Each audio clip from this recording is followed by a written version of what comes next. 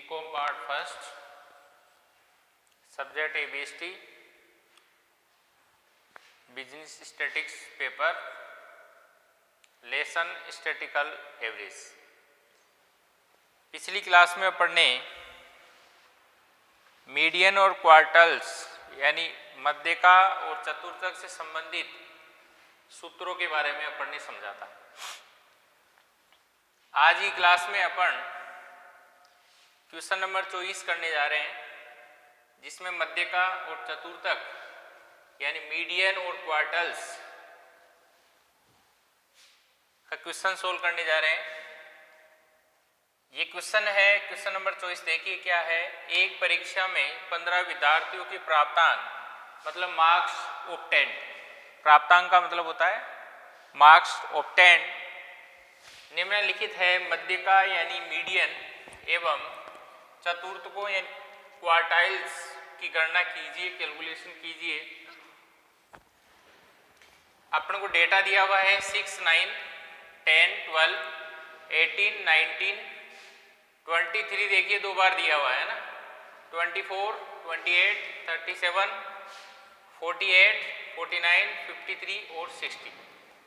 जब भी अपन कोई सवाल मीडियन या क्वार्टाइल्स मतलब मध्यका और चतुर्थक से संबंधित कोई भी सवाल अपन करते हैं तो पहले आरोही या अवरोही क्रम में उसको संख्याओं को यानी नंबर्स को, डिजिट्स को व्यवस्थित करना पड़ता है।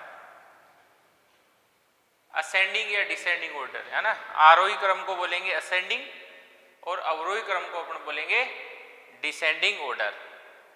तो अपन असेंडिंग ऑर्डर में, ज़्यादातर असेंडिंग ऑर्डर में यानी आरोही क्रम में व्यवस्थित करते हैं, लेकिन ये पहले से ही असेंडिंग ऑर्डर में है। देखिए 6 से बड़ा 9, 9 से बड़ा 10, 10 से बड़ा 12 और 12 से बड़ा 18, 18 से बड़ा 23, 18 से बड़ा 19, फिर 23, 23, 24, 28, 37, 48, 49, 53 और 60 यानी छोटे से बड़े की तरफ है ना। गैप कितना भी हो लेकिन कोई भी संख्या आ गई उससे अगली संख्या बड़ी है, तो पहले से ही आरोही क्रम में व्यवस्थित है, यानी इसको जमाने की अपन को जरूरत नहीं है। क्वेश्चन में कह रहे 15 विद्यार्थी, इसका मतलब ये 15 मार्क्स है। अपन ने सीरियल नंबर दे दिया 1 से लेके 15 तक, और ये जो डिजिट यानी अपने पास में 6, 9, 10, 12 ये दिया हुआ है उसको अपन ने उतार लिया। देखिए अब सूत्र लगाने की जब बारी आती है तब आप स्पेशल रूप से ये देखेंगे कि सीरीज कौन सी है, व्यक्तिगत श्रेणी है, खंडी श्रेणी है या सतत श्रेणी है, मतलब इंडिविजुअल सीरीज है या डिस्क्रीट है या कंटिन्यूस सीरीज है, वो अपन को देखना पड़ेगा, है ना।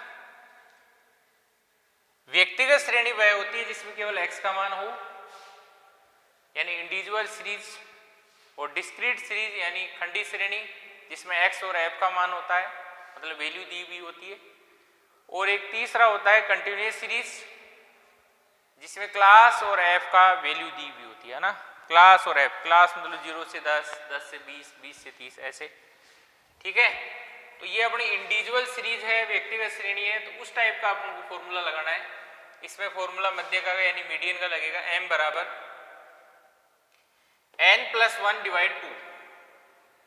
तो n क्या है यहाँ पर, नंबर ऑफ आइटम्स यानी संख्या कितनी है, तो ये कितनी संख्या है 15, तो n का मान हो गया 15। तो n का मान हो गया 15 इन 15 प्लस 1 डिवाइड 2, 15 प्लस 1 16, 16 में 2 का डिवाइड करेंगे तो 8। तो 8 के सामने सीरियल नंबर में देखिए 8वीं संख्या कौन सी है, 23।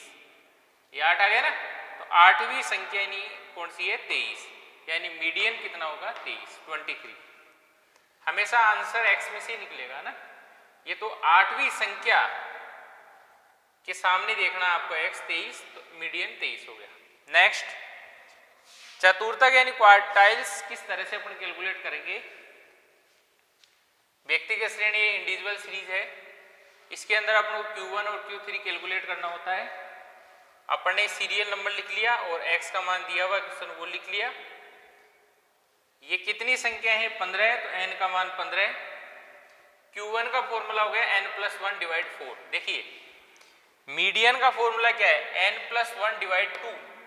वहां क्या है n+1 डिवाइड 4, मीडियन का मतलब 2 होता है, क्वार्टाइल्स का मतलब 4 होता है, मैंने बताया था ना पिछली क्लास में।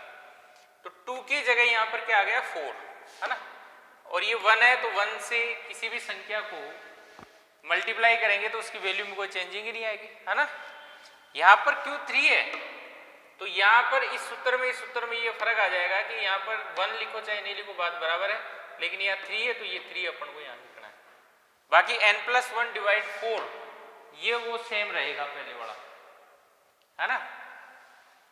चलिए Q1 बराबर इक्वल n+1 डिवाइड 4, तो n का मान कितना है 15, 15 क्या है, संख्याएं 15 है, डिजिट कितने ये, कितने नंबर ऑफ आइटम्स कितने हैं 15, तो 15+1 डिवाइड 4 सूत्र का है ना, फॉर्मूला का 4, 15+1 16 डिवाइड 4, 16 में 4 का डिवाइड करेंगे तो 4, तो 4 आइटम्स कौन सा है, मतलब 4 नंबर की संख्या कौन सी है, यानी 4 नंबर का डिजिट कौन सा है, 4 के सामने कौन सी संख्या है 12, तो Q1 12 हो गया, ठीक है। Q3 का 3 n+1 डिवाइड 4, n का मान 15+1 15+1 16 गुणा 3, यहाँ मल्टीप्लाई का निशान बनेंगे, 16 को 3 से मल्टीप्लाई करेंगे, गुणा करेंगे तो 48 डिवाइड 4, 48 में 4 का भाग देंगे तो 12, तो 12 के सामने यानी 12 के सामने कितनी संख्या है 48, तो Q3 हो गई 48। इस तरह से बहुत आसान है, आपको पता होना चाहिए कौन सी सीरीज है, क्या सूत्र लगेगा, उसके बाद में सब कुछ आ जाएगा ना, आराम से करेंगे। तो एक ध्यान रखना है कि 23 2 बार है तो आपको 23 2 बार लिखना है ना, मैंने भी 2 बार ही लिखा है उसको, ठीक है। इस तरह से यदि मध्य का आती है तो आपको चतुर्थक भी आ जाएंगे, बहुत आसान है। एक दो क्वेश्चन अपन और चतुर्थक के करेंगे, जैसे खंडी श्रेणी वाले कर लेंगे, सतह श्रेणी वाले कर लेंगे, फिर आपको बिल्कुल क्लियर समझ में आ जाएगा। फिर अपने पास में एक ही पॉइंट बचेगा बहुलक यानी मोड, उसके बाद में चैप्टर फिनिश हो जाएगा। और इस चैप्टर पर ही आने वाले सभी चैप्टर डिपेंड है। यदि आपको ये चैप्टर बढ़िया तरीके से क्लियर आपको समझ में आ रहा है ये चैप्टर, भले ही इसमें दिन ज़्यादा लग रहे हो, लेकिन ये चैप्टर आपकी समझ में आ गया यदि, तो आने वाले चैप्टर बहुत कम समय में अपन पूरे कर सकते हैं, क्योंकि वहाँ पर केवल अपन को हिंट ही लेना है, बाकी बेस तो यही रहेगा, है ना।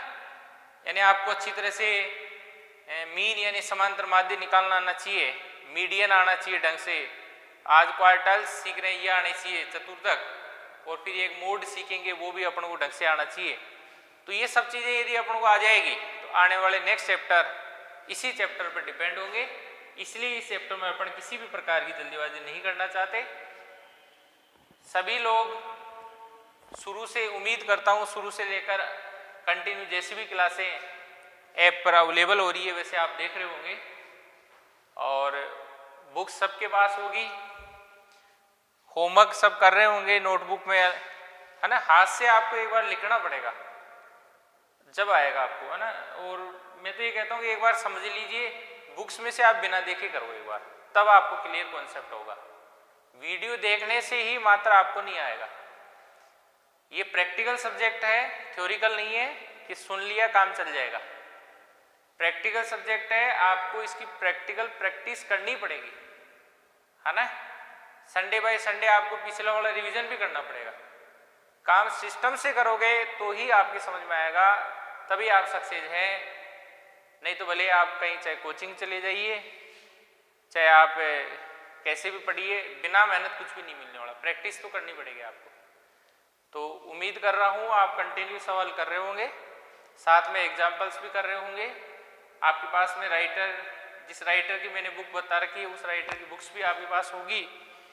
ओसवाल, अग्रवाल, मोदी, भार्गव तिवारी, ये बुक आपके पास होगी, है ना। और आरबीडी कंपनी की होनी चाहिए, शुरू में बताया था मैंने। एक दो क्वेश्चन आगे पीछे हो सकते हैं, वो देख लिया करो आप, डिजिट मैच करके, संख्याएं मैच करके देख लिया करो। बाकी मैं जब वीडियो बनाता हूँ तो हर चीज़ को ये लेकर चलता हूँ, भाई ऐसी कोई चीज़ नहीं रहे जो किसी स्टूडेंट्स को सवाल समझने में दिक्कत करे। इसलिए देखिए मैं मीडियन, क्वार्टाइल्स यानी चतुर्थक दोनों को अलग अलग लिया है। फिर उसमें मैंने ये भी लिखा है कि ये व्यक्तिगत श्रेणी है, क्योंकि ये इसलिए लिखा है मैंने क्योंकि व्यक्तिगत श्रेणी है, इसलिए व्यक्तिगत श्रेणी का सूत्र लगाया है। खंडी श्रेणी होती तो खंडी श्रेणी का सूत्र लगता, और सतत श्रेणी होती तो सतत श्रेणी का सूत्र लगाता मैं, इसलिए लिखा है मैंने, है ना। तो स्पेशल रूप से मैंने लिखा है कि व्यक्तिगत श्रेणी का सवाल है तो व्यक्तिगत श्रेणी का ही आप सूत्र लगाएं, चाहे वो मध्य का हो चाहे चतुर्थक हो। इसलिए हर चीज डिटेल से लेता हूँ। ये भी देखो बिल्कुल आराम से मैंने धीरे धीरे इसको सोल्व किया है।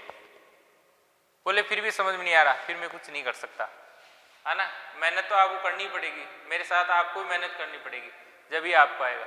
ठीक है, थैंक यू।